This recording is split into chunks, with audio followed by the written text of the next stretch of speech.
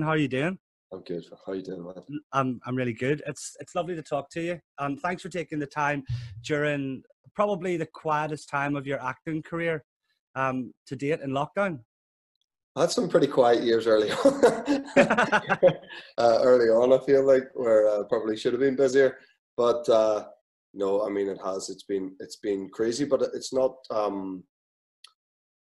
mean, there's been personally positives. I think's come out of it. I've been I've spent so much time with my family, with my kids, and more so than I usually would over a 4 month stretch.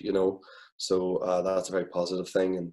And I've written two scripts during lockdown, which one of which I've been trying to write for ages and didn't have the time. So I guess I'm thankful for that.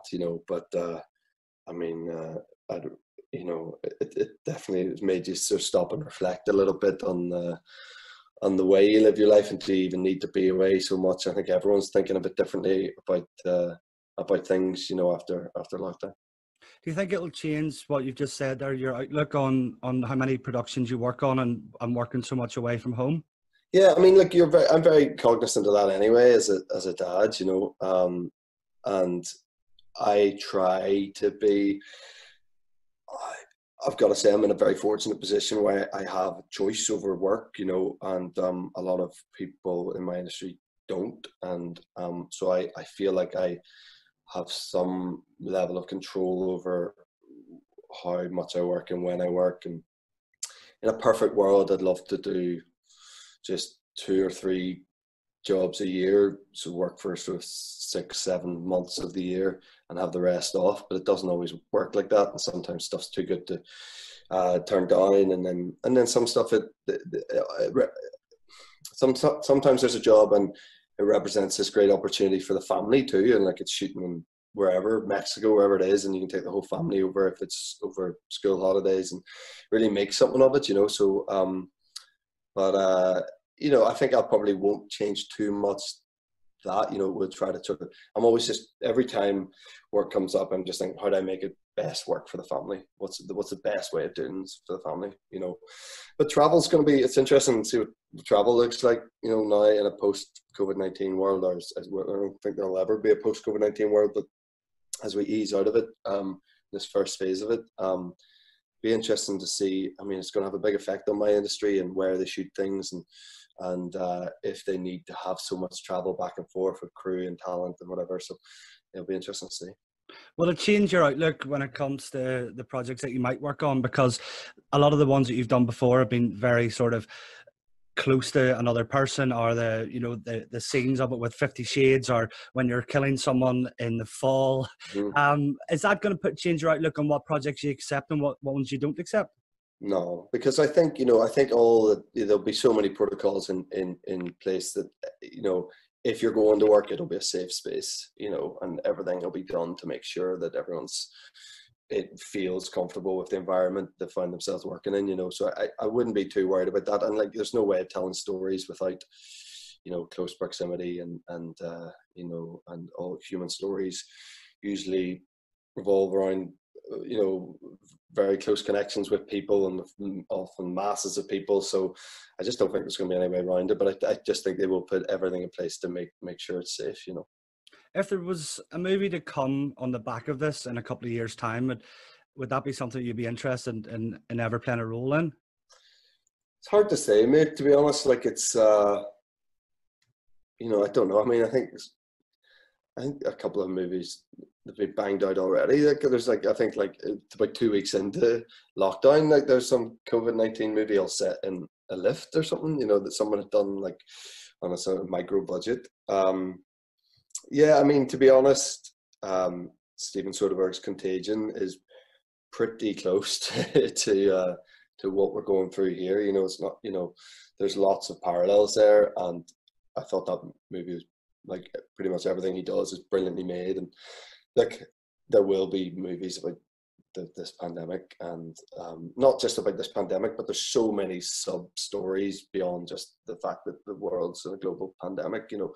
It's affecting so many different industries and different families, and there's heartbreaking stories everywhere. those stories will be told, because that's the way it works.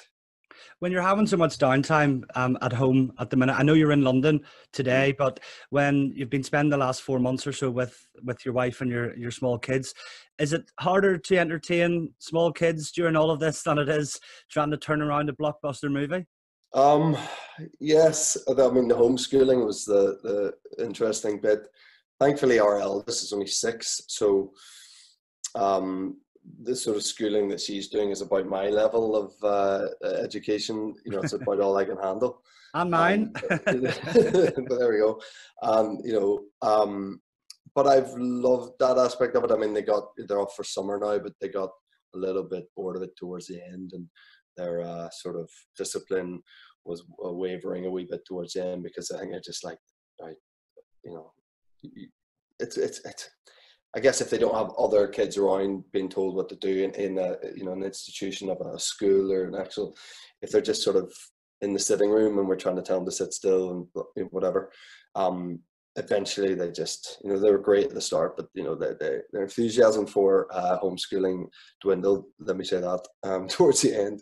But it's been brilliant. You know, we you know, I'm in London, yes, for next couple of days for work, but we live out in the countryside, so we've got a bit of space out there, which I'm so thankful for, because had we been here in London, it just would have been 100 times more difficult to get through the days, you know, with 3 kids under 7. So we're thankful for the space that we have out there. You've taken part in a cover of John Lennon, Imagine, albeit a smallish part, but that leads me in quite nicely to when you had started out before your acting career, you'd started out in a band. Mm-hmm. Tell me more about that. I'm really intrigued about this, because I thought it was just modelling and then blockbuster movies, but then it then transpired that you played for Belfast Harlequins as well. I did, yeah. I played a lot of rugby at school. Yeah, I went to Methody, which is a big rugby school. It's big, sort of, sometimes felt like the most important thing at that school was rugby, to be honest. And then I played a year under 20s at Harlequins for about a year and a half after I left school, and then I think I played twice for Harlequins firsts. I was young, mate. I was 19, 20. But it was a bit of a thrill then. It was exciting. I remember I came off the bench twice. You got 50 quid for coming off the bench. I remember thinking, this isn't bad. It's not bad. Like that's a good night out in Belfast, especially in 2001 or whatever it was. But yeah, no, I'm still a big rugby head. You know, I love it. I love the sport. Don't play anymore, but I'm slightly obsessed with it. I've still got brilliant mates from rugby days.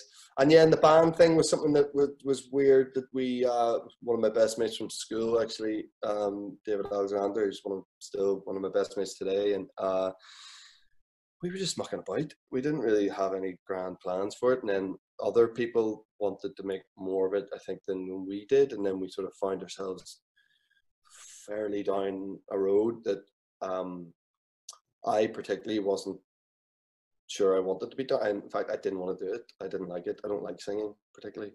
I don't think I'm that good at it. I found writing songs hard. I didn't love the stuff that we did, and we were sort of mismanaged. And the whole, as soon as I sort of had an opportunity to get out, and it was when I started getting more consistent work, I guess, as an actor, and that gave me a bit of an out, and I was quite happy to take it, to be honest. With The Fall was probably the first platform that I'd ever discovered you on as an actor, and I know you'd obviously done so much before that, but you've always kept your roots in Northern Ireland. Was it really that little bit extra special to film such a successful show in Northern Ireland? Yeah, it was crazy. You know, obviously we were coming in pretty hot off the back of Game of Thrones being shot there, and you know, that was a pretty big show, obviously, and made a pretty huge worldwide impact. But it's just very cool then to, I sometimes felt like I was working in Game of Thrones, because it was all the same crew. So like the entire crew for The Fall, particularly season 1, were all wearing Game of Thrones jackets and fleeces and stuff at all times. And then by the time we shot series 2 and 3, they'd been made their own like fall, you know, fleeces or whatever. But there's a lot of crew who are obviously really skilled, brilliant at their jobs, who just hadn't had that opportunity to work on stuff of that scale before. And then Game of Thrones comes along, becomes the biggest show in the world. And then, you know, off the back of that, we slipped in with The Fall. And whereas Game of Thrones is brilliant that it's shot in Belfast, it's not about Belfast, it's not about people from Belfast. No one's got accents from Belfast. And then we come in with this little BBC Two show that is very much about Belfast, and didn't have Game of Thrones success, but that's, you know, once in a decade type stuff. But it was obviously a big hit, and did great things for a lot of us involved in it. And yeah, I was just very proud of that, you know, that I was able to do this show, that I was able to speak the way I speak, not really act the way I act, because I'm not really like him in real life, thankfully. But you know, to shoot something at home was a total blessing, and we got to do 3 series of it. You know, it was nearly 5 years of my life going back and forth to there. And anytime I shoot anywhere in Ireland, I did a job in County Mayo there before Christmas, and slightly biasedly think that Irish people are the best people in the world. And I just love being around Irish crew. You know, I do. I love being around people who sound the same as you and understand you, and you don't have to sort of repeat yourself and all this and get your jokes. And you know, it's a great thing when you're filming. Not having to explain what like a pasty supper or a battered sausage supper is. Exactly. Yeah, during takes. Exactly. You've kept a lot of your love for Northern Ireland in not only working here, but being a patron for NIPAC. Tell me a little bit more about that, because that's not just being a patron of a charity, because it's raising awareness for cancer research, but it affects you personally. And you've been the patron for around 2 years now, since 2018 with your dad. Exactly right. Yeah, 2 years. Yeah, I think it was August of 2018. Yeah, you know, you know, I was a patron of a charity before in Northern Ireland called Tiny Life, which my dad had started and was president of for like 20 odd years. And then when that came to an end, you know, I sort of wanted to put my name into something that had a more personal, you know, impact on my life. And NIPAC was exactly that. You know, it's raising awareness for pancreatic cancer in Northern Ireland and beyond. And I lost my mother when I was 16 to pancreatic cancer, and it is one of those cancers, sadly, that is very hard to treat. But you know, if it's getting better, and with the likes of NIPAC and other associated charities trying to raise more awareness and catch it earlier, and it gives you some more hope. But the death rate with it is unacceptably high. You know, and I mean, over 250 people in Northern Ireland alone die from pancreatic cancer every year. You know, it's a pretty big number when you consider how few people live in that country. You know, so you know, I'm all for trying to raise awareness for it and do my bit to spread the knowledge of it, because it's one of the cancers that isn't talked about that much. Do you know what I mean? But it's one of the deadliest. So. Do you think with your profile it'll help spread that awareness with potential things that you can do in the future, and not only because of your high profile, but because it means so much to you? You're gonna make sure that, I don't know if the word success is the right phrase, but you'll make sure that you can raise as much awareness as you possibly could. Because reading up on a lot of the stuff that you'd said about it, you'd mentioned a quote along the lines of, in everything you have, there's hope. Mm-hmm. And I think that's paramount when it comes to something so sincere as this. And that's huge. And we all sort of need hope. And whether you're religious or not, I'm not, but a lot of people are, and they have a lot of faith, and I think hope's just another sort of version of that. And you without it, we're not in great shape, you know. And my hope is that we can, you know, raise as much awareness as possible and sort of trigger people into understanding this illness more, and because the effects of it are devastating. So whatever I can do to help that, and and spread the word. You know, I will do it. COVID-19 hasn't been ideal for that. You know, any sort of fundraising that NIPANC had planned has sort of had to be cancelled or postponed. And listen, it's the same. Charities are really struggling as a result of this pandemic. So they struggle anyway. You know, small charities struggle. You know, anyway. So this has been a bit of a nightmare for all of them. So I think it puts more impetus on when things get back up to normal again, trying to put more energy into it and try to raise awareness even more than you were before, because there's sort of catching up to do, you know. I think it says a lot about you as a human, not only as Jamie Dornan, but that you've made time available for something like this, because a lot of people in your position don't have that time. I know we're in lockdown at the moment, but I guess things for the charity can only get better. You know, in the space of 2 years, you've raised a lot of awareness, but when things start to get back to normal, there's opportunities to do more things to raise awareness across Northern Ireland and maybe the rest of the UK as well. Yeah, absolutely, and that's, you know, where I just hope that I can help a wee bit, you know, and I'm try to come up with ideas myself or put heads together and kind of come up with ways of making money, you know, and being able to put money into research and trying to catch this disease earlier, you know. And there's unique ways of doing that. There's fun ways of doing that. You know, there's great ways of doing that online anyway. And I think, you know, NIPANC have been doing that and trying to make as much money in given the circumstances that we're in, you know. But definitely, if you can have some big like fundraising events where, you know, I can show my face and hopefully maybe even talk a couple other well-known people into turning up and doing, you know, helping raise awareness, and it's only a good thing. So we'll work on trying to make that happen now. Must be lovely that your dad's involved with you as well as a patron. Yeah, absolutely. You know,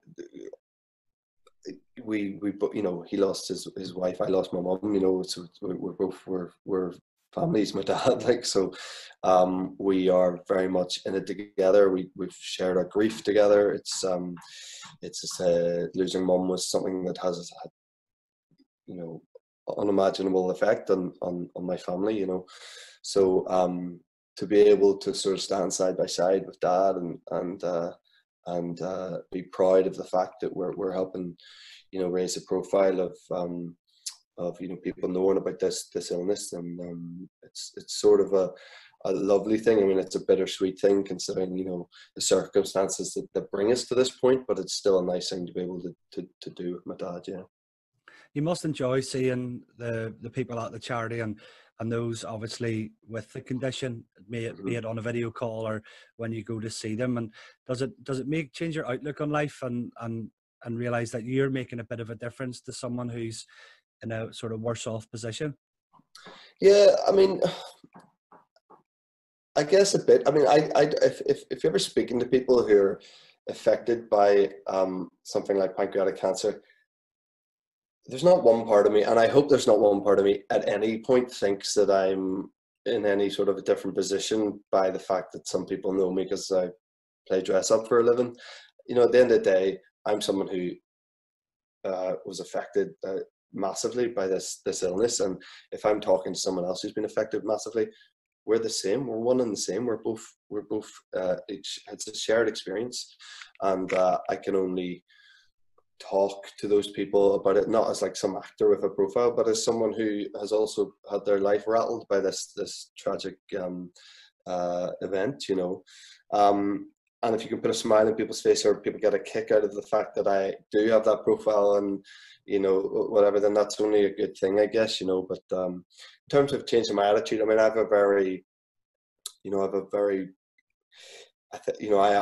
because I lost my mum young, and I had experienced some other tragedy early on in my life when I was a teenager. I feel like I don't need anything else to tell me that, like, we're only passing through, and you've got to grab it by the scruff of the neck and you know, have a good run with it, you know, and make the most of it, and try to achieve everything you want to achieve, and have loads of fun along the way, because, you know, we're just passing through, and like it's I try to pass that on to my kids now too, you know, and make the most of every day if you can, as best as you can, you know, hurl yourself at the world, because we only get one shot at this. That be your attitude to life, especially with your kids at such a young age, that you are only passing through, and make a statement, and no matter what you do, whether they grow up to be actors or grow up to be a scientist or a professional footballer, just give it your best shot. Sure, absolutely. What else can you do? I'm not up for sort of passive living, really. I don't understand it. I don't know why you wouldn't push boundaries a bit and push the boat out and take risks. We're nowhere without risk, and there's lots of people who are totally risk averse, and you very rarely get risk averse people who do very well in life, and I'm not saying I'm someone who's done better. I've done all right, but you people who are like the CEOs of companies, like whatever, big business people, or just hugely successful people in any realm of life. They've taken massive risks, and you just have to do it. And sometimes those risks, you don't want to take them at a time. You're sort of forced into taking them because you didn't get into uni to do this course, and then you have to try something. There's so many origins that lead us to taking those risks, but we're nothing without them. I mean, I just think if you just stay in the middle lane your whole life, I don't know, me personally, I wouldn't be a very satisfied person, and I've always thought that I've wanted to sort of push myself beyond whatever lane I've found myself in. I've always sort of been intrigued in the outside lane there, because and whether that's that's different avenues related to a thing I'm doing, like I've always wanted to write, and I've written a bit in fast, and now I'm really sort of doing it during lockdown and getting a bit of traction with one of our scripts. I'm writing with a mate of mine, Belfast actually, and we're getting a bit of traction with it, and I'm glad I took that risk to do it and put my time and energy into it during lockdown when I wasn't homeschooling the kids, because I think I'd get bored. I get bored with just one thing. And my job, I'm lucky with that it offers all these different avenues off of it. And every job itself is a different prospect. But there's also all these different ventures you can do off of my job, and having a particular profile in my job. So I find that all quite exciting. Nothing ventured, nothing gained, I guess. Exactly, mate. Exactly. It must be class working with, your mate, because you've said that you were in the band with your mates in Belfast, and you played rugby, and you're still in touch with them, and now you're writing scripts for potential content for movies or whatever it may be, and it just shows you how much of a sort of, as far as you are away from Northern Ireland now, that you're still a bit of a homebird, that you don't forget there's a bit of a talented friend, let's do something together, where maybe you could have done something with, I don't know, Steven Spielberg, for argument's sake. Right. So when can we expect the next red carpet event with your new script? A couple of years? I don't know. Yeah, you're probably about right. I mean, all that would be like a dream scenario. I did try to write out Spielberg. He just didn't get back to me. But when I WhatsApped my mate from Belfast, he was pretty quick. Yeah, it's funny. Yeah, we're fine. I mean, I was literally sitting downstairs in my kitchen now, because we're tidying up like our third draft of it. And you do get a bit ahead of yourself and talk about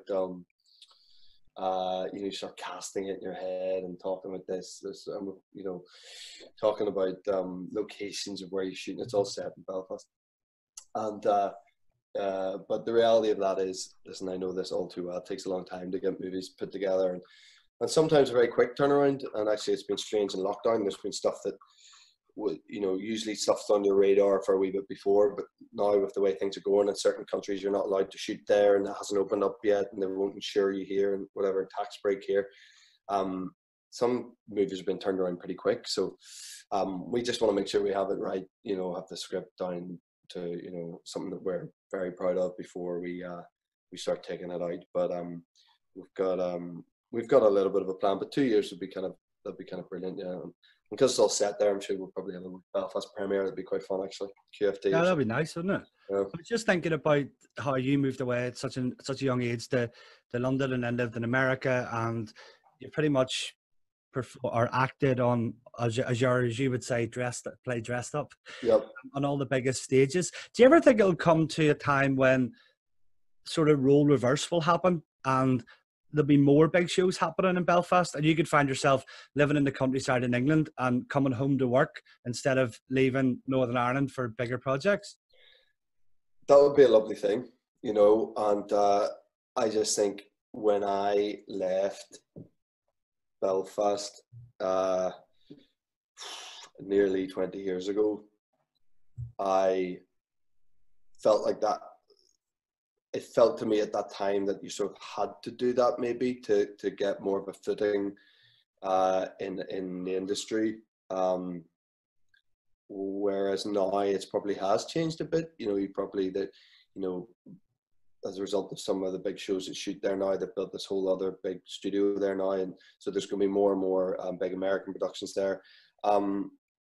And you can live there rightly now, you know, and probably work there all the time. You know, there's lots of actors. I've worked with a million actors who do live in Belfast and consistently work there at home, which is a cool thing, you know.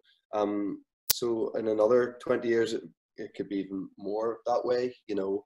And not even Belfast and Dublin. There's big plans that have just been greenlit for big new studio down there just outside Dublin towards Wicklow. So I think in Ireland in general, I think there's going to be a huge amount of productions, you know, in the future, which is a brilliant thing. Obviously, you know, the Americans love coming over. Yeah, I know. They absolutely love all things Ireland, North and South. They love it. They love it so much. You could swap your English countryside for maybe a bit of Crawfordsburn or maybe a bit of back to Hollywood. Most of my family live in Crawfordsburn. That would be quite handy. Yeah, I mean, you know, we talk about having a place back home quite a lot, you know, but we've sort of set our family up here now, you know, and the girls, you know, our kids, they know they're like half Irish, like it's a thing, we make it a thing, you know, they know that, and they're proud of it and they tell everybody, and it's sweet, and important to me, I have to say. But we get home so much with them, and my dad has a place in Connemara that we go to every year, and then they go back and we're staying in Crawfordsburn sometimes, see my sister and stuff. So they get a lot of the culture anyway, which is a good thing, you know. So but yeah, maybe one day, maybe when the kids are all grown up, we'll move and get a little farm somewhere by the sea. You could ship them off to university, and you could come back with your wife. Exactly, yeah, that'd be great. For the quiet life. Yep. Just when we're talking about being from Northern Ireland, what would be your proudest not moment, but your proudest thing to say that, you know, this is my home and it'll always be my home no matter live away or not? I mean, for me, it's just the people, you know, and I have the same group of mates that I've had I've had them for over 20 years, 25 years, you know, some of them for 34 years, some of them I was in P1 with them, you know. And I just think that's I think that's quite unique, you know, for people who move away and they move away from a place that they grew up because they think there's more opportunity somewhere else, and then they kind of detach themselves from the place they came from. And I just haven't been able to do that. I can't shake my mates. I can't get rid of them. I've just had Stop texting me. Honestly, just like, you know, and we're as close today as we ever have been, and I just think that's a brilliant thing. So I just think I'm always just drawn to that, and I'm going to be constantly, you know, I'm going to, like, I constantly have a reminder of home, even if I'm nowhere near home, because all my mates from home are now, I mean, a load of them are London based anyway. And so I feel like in many ways I've never moved, because I've also worked there so much over the last, 5 or 6 years as well. So, yeah, I just, the people from home make me proud. You know, everyone's been through so much just by proxy of being from there. Everyone's been through something. Everyone's got a story to tell, and you know, I think that's what makes people so unique there. It's probably a good thing as well that you can, you know, send a WhatsApp or give one of your mates a ring when you're having, you know, sort of one of those days when you're just going to get an honest answer from them. You know, they're probably going to tell you the same. To be honest, I think most of the time, you know, I mean, as you know, like our currency is putting each other down. You know, that's kind of how it's like we're brutal with each other. You know, that's a good thing. that's a good thing. You know, I think because it all comes from a place of love, and I'm constantly, if I'm ever with like Americans or something, and I've invited some of my mates from home along to like a premiere or something of a movie of mine, and they'll be with like my American agents or something, and like they can just about take it with me saying stuff, and then they've got this, you know, this group going like just being brutal, and they sometimes just don't understand it, and sarcasm is lost on them, and I'm constantly having to go, oh no, he means that with love, like that he's actually really been nice. I know he just did that, but that's, you know, constantly trying to defend our humor, but I think it's necessary in my game to be brought down a peg or two often. I don't think it's a bad thing when I'm having conversations with the guys on the phone or WhatsApps or we're in person, and someone would overhear us. They'd be like, "Do these guys like each other?" I know. Exactly. That's the way it is. I know, but I wouldn't have it any other way. I wanted to nip back to you at a bit of an earlier age. I'm not sure if you remember this, but one of my really good friends, his mum, a lady called Jill Owens from Hollywood, I believe was your, I'm going to get this right, either Cub teacher or Cub leader. Right. I'm not sure if you remember. Okay. Yes, at Second Hollywood. That was my the Cubs I went to, Second Hollywood in the Church Road. Yeah. We all had what was it? They had like Jungle Book names. I have no idea. Yeah, did you never do it? No, it was mad. I have no idea. I did Scouts, but I never did Cubs. Right. Okay. Yes. I did. Oh, right. Do you not mean the other way around? You did Cubs, so you didn't do Scouts. I did the older one. Oh, right. Interesting. Right. Okay. Yeah, no, I did the younger one. All we really did to do the only excuse we went there was to play football. Okay. The colouring in and the exercises and the sort of doing stuff on the walls and making it all look pretty was sort of shot with us. So we just went get any badges. Football. I got what was it called? The Toggle. Woggle. Aye. And you used to have to swing it around. That's right. Yeah, I got a couple of different colours, but I don't really think they ever amounted to much. Right. Okay. So, no, I didn't have a glittering Cub career. I remember going to Cub camp. And first time I ever punched someone in the face. Oh, it's, charming. Yeah, it's not a great story, but when I think back, he deserved it. But yeah, that's my memory of Cub camp. Moving on. Yep. I just was I just don't want any lawyers to be involved here. No, when we were talking about football, you're a massive United fan. Yep. And what do you think about the current situation? Sort of blown it a little bit when it comes to top three, but yeah.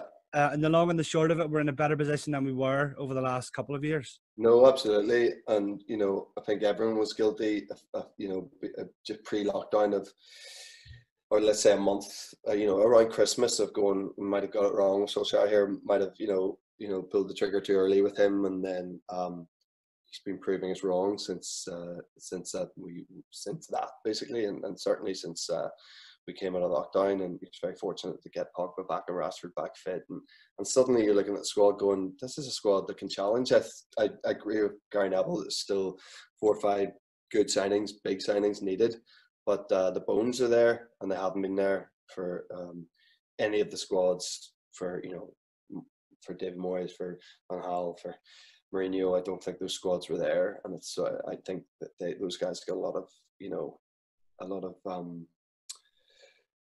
critique for stuff that was a little bit out of their hands, I think a little bit, but whether you like the football or they're playing or not, but I think now somehow we've built this squad that looks like it's got a good mix of youth and experience, and hopefully we can start to get back to some sort of glory years. It would be nice, wouldn't it? When you'd been talking about being a patron with your dad, I wanted to mention Marcus Rashford and the impact that he's had. That must have been something that really rang home with you, with your charity work and his charity work, albeit in different circumstances. But sure. you must be blown away by what he'd done at such a young age. Yeah, that's the thing, particularly his age. I didn't have. I was nowhere near sort of eloquent as that, or as aware as that, or yeah, I don't know. I just wasn't tuned in at that age. I wasn't Marcus Rashford. I hadn't achieved the things that he's achieved at that age when I was that age. But no, all massively impressive. And if you're a United fan, you love Marcus Rashford anyway, and the way he carries himself, and the way he presents himself, and how gracious he is on and off the pitch. So to have managed to get something like that across the line at that level, and at that age is phenomenal. I think the whole world had to. Even Liverpool fans, I would say, were pretty impressed with Marcus Rashford for that. Yeah. To be fair to Liverpool, their official Twitter account, they did tweet about him. Did they? And I was like, all right, fair enough, lads. Yeah. And I was going to mention the situation with them, but I don't want to because it's just hurting really too much. Yeah. I'm going to end up going to bed after this with a sore head. So Right. we'll skip on, and we will get back to the glory days. Good. Because Yeah. we still got. Let's not forget the FA Cup and the Europa League. True. Do you Exactly. ever Yeah. get over to Manchester to see a game? I used to. I mean, Dad and I actually had season tickets there for about 6 or 7 years, and used to get over every other week. When I was living in London, Dad would fly over from Belfast, and I'd get the train up from London.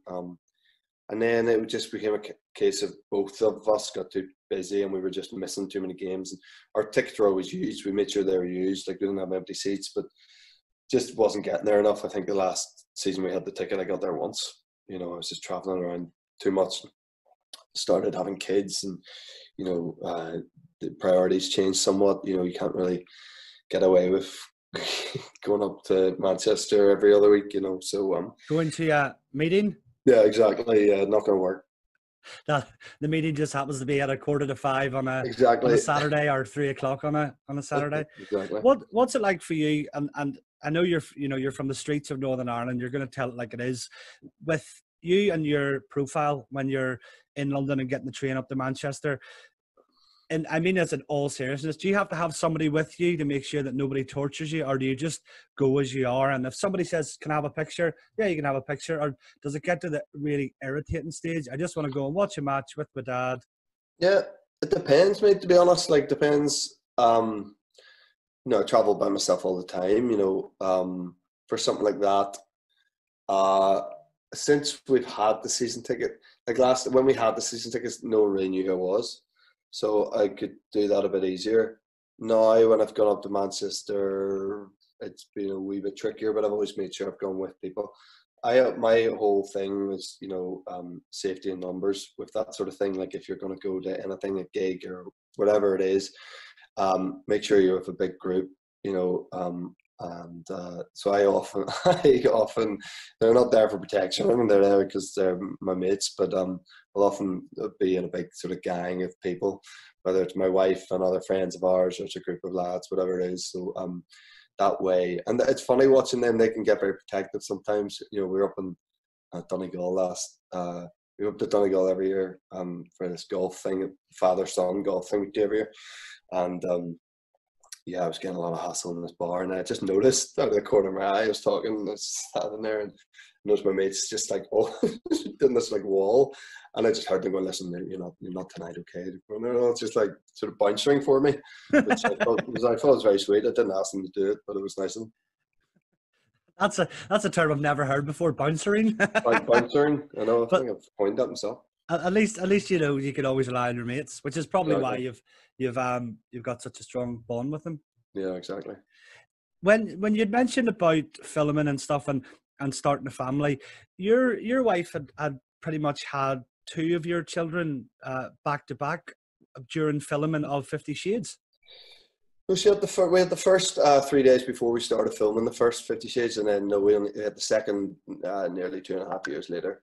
So we had when I say back to back, I mean that as in like a year or so. Yeah. How did you concentrate working on, I guess, one of the biggest movies of all time, when you've just introduced two small little kids into the world, and that must have made it proper tricky for you. Yeah, it was mad, but it's mad, putting your shoes on in the morning is mad if you've got two kids. Yeah. It's getting up and brushing your hair and brushing your teeth. It's hard to do. It's it was just a sort of crazy time. But like, you know, I guess going to work, I mean, that's just my job. So, I mean, I just have to be ready for it. And then when I'm not at work and I'm at home, I have to be ready to be a dad too. I mean, that, you know, I have a pretty good attitude for that sort of stuff. You know, it doesn't take me much to be motivated or to be in the room, or, you know, I'm pretty present. I like to think at work and also at home. So, we just got by, you know. It was just this sort of crazy thing. We're in Vancouver, which is a great family friendly, easy place to be. So yeah, it was kind of a mad time now when you look back at it, but you know, it was yeah, I was just doing my job, I guess. Just playing dress up. Yeah, exactly. Nothing to it, lads. Yeah, exactly. Is the future for you going to be maybe a little bit more off screen now, with you wanted to be more of a script movie writer? Would that be something that you would think that you would do a little bit more of? I mean, who knows? I mean, at my core, I'm an actor, you know, and I'm not. I don't have any plans to stop doing that, you know. And if touch wood we get to make our movie, I've obviously ripped myself apart in that. So, no, it's just, you know, as I was saying earlier, it's just like these other avenues present themselves, or you forge them yourself, and you make the initiative to write something and create a different path for yourself. And that doesn't mean you block up the other path. You know, I love doing what I do, you know, but I have been presented truthfully with opportunities more in the last few years to, you know, start getting into the producing game a bit, and, you know, I've been buying rights to books and trying to make that thing happen, because that is a part of our industry. It's not like, you know, I don't agree that you can just be this one thing and you're just there to be an actor and you're a gun for hire, and that does excite me to a point, but then there's other factions of it that excite me too. So I'm just up for exploring them all, you know. I love that you've worked with so many actors, that because you and I are around the same age, and for instance, Gillian Anderson on The Fall, I remember her from X-Files. Yeah, absolutely. Yeah, I'm sure you probably watched the X-Files.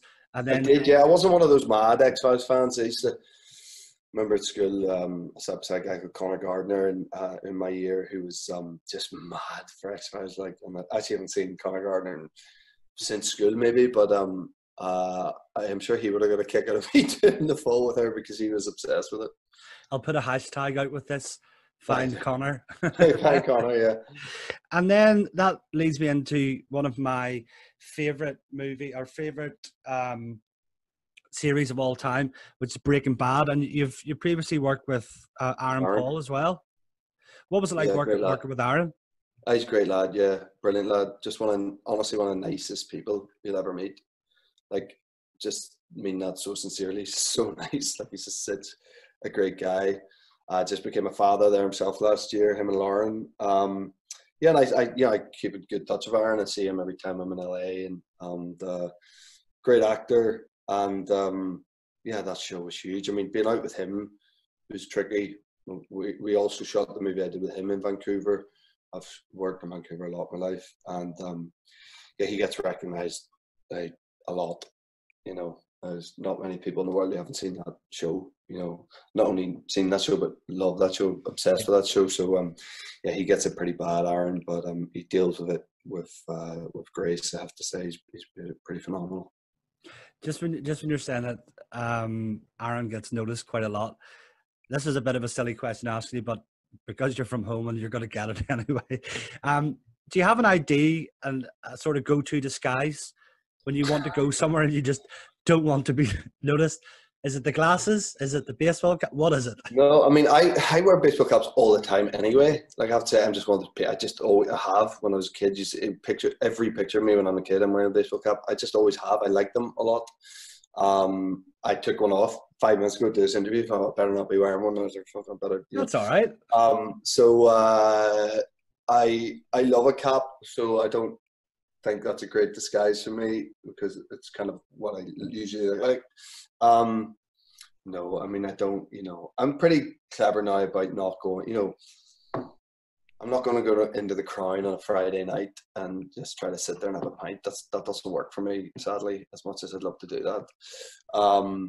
I could go on a Tuesday night with like 6 mates and get one of those wee booths on the side, maybe, and might get away with it. Yeah. For so I pick my battles there. Yeah, I haven't got into the proper like glasses with the moustache attached or anything just yet. Might do that though. I think it was Homer Simpson or one of the other characters where he put like the rubber nose off, the nose falls off. Oh, yeah. I wanted, just before we finish, Jamie, just to play a little quiz game that I've written myself. Cool. And there's no right or wrong answer to it really, but the only my kind of game. The only premise of it is that your answers, there's 5 questions, and your answers have to be based solely on people from Northern Ireland. Okay. So we're going to play it. It's called Who You Gonna Call?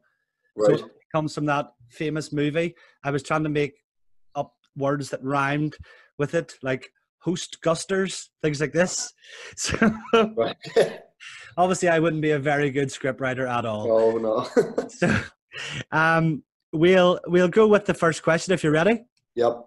So first question, you're stuck in IKEA, just outside Hollywood, that branch.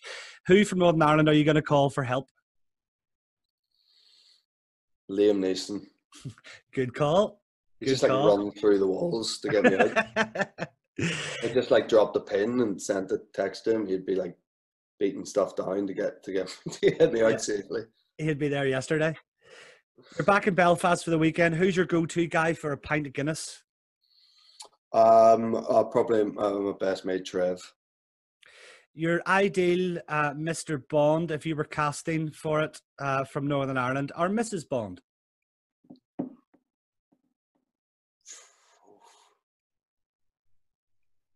That's very tough, isn't it?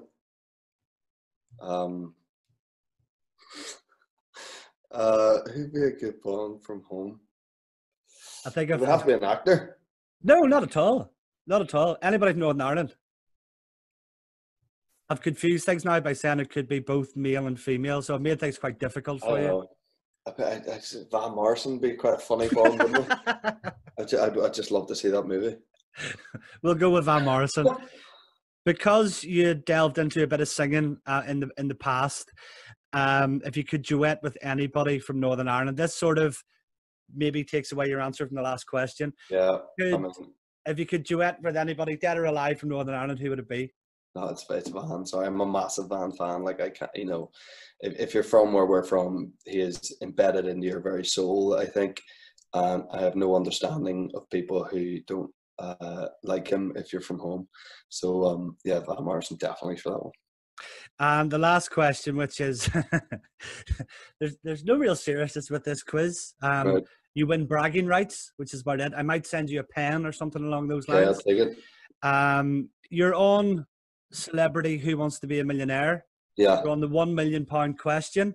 Your phone a friend is either Barra Best or Frank Mitchell. Frank Mitchell. He's got more experience. He's got more time in the game. He knows more. You know who he supports, but? Liverpool. No, you're very close. Arsenal. No, other side. Sorry, geographically, I'm very close. No, you're very close to Liverpool if you stick with the blue side of Manchester. Oh no, of Liverpool, Everton. No, sorry, Manchester. He's a City fan. Sorry, yeah. Okay. And got their net. Does he? Why is he Sports City? Because he tortures me. Like, you get WhatsApps from him, right? 1 minute after a game. If City have won, tortured. Yeah. And you see if they lose or if they draw, you never hear from him for weeks. But he comes up with all these excuses. He's been going to see them for years and years and years. So He's never really answered the question. But he hasn't really said a lot for the last 10 years until recently when they started being bought over by billionaires. Yes, right. Okay. Yeah. Jamie, thank you so much for taking part in our quiz. All right, Phil. You did quite well.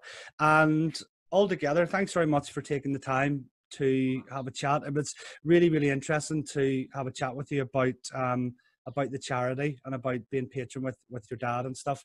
And we'll put up some links that people can reach out to get involved with the charity and keep an eye on any future events that might be happening in the coming while. And thank you so much. Sounds good. All right.